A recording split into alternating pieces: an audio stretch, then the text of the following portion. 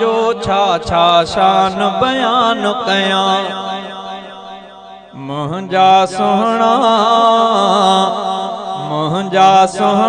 साईं जो छा छा शान बयान कया मुंहिंजा सोहणा साईं जो कहिड़ो शान बयान कया मुंहिंजा सोहणा साईं जो छा छा शान बयान कया मां छा सारी दुनिया गॾु थे मां छा सारी दुनिया गॾु थे शान न पूरो थींदो बयान मुंहिंजा सोहणा साईं जो छा छा शान बयान कया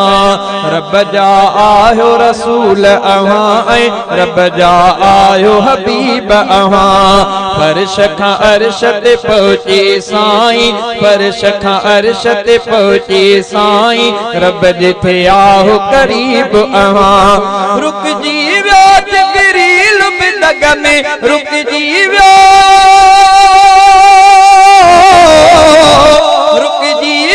जिब्रील बिदग में रुकजी वियो जिब्रील बिदग में छा मां अवां जो मकाम लिखां मुंहिंजा सोहणा साईं अवां जो छा छा शान बयान कया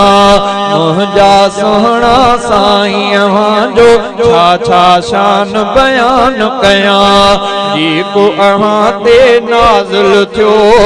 जेको अवां ते नाज़िल थियो क़ुर्आन बि पियो थो साराए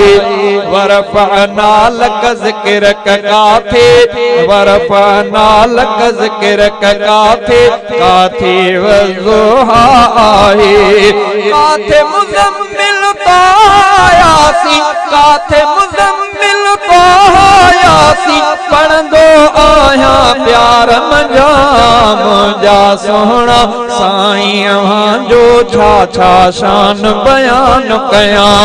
हिकिड़ा आशिक लिखंदे पढ़ंदे फानी दुनिया मां वेंदा ऐं ॿिया फसीह मुबल्लिग शाइर नात ख़वान दुनिया में ईंदा क़यामत ताईं लिखंदा रहंदा क़यामत ताईं लिखंदा पढ़ंदा शान अव्हां जो सच थो चवां मुंहिंजा सोहणा साईं अव्हां जो छा छा शान बयान कया शहज़ादो मीराणी जेसी ताईं ज़िंदा आहे मिठा शहज़ादो मीराणी जेसी ताईं ज़िंदा आहे मिठा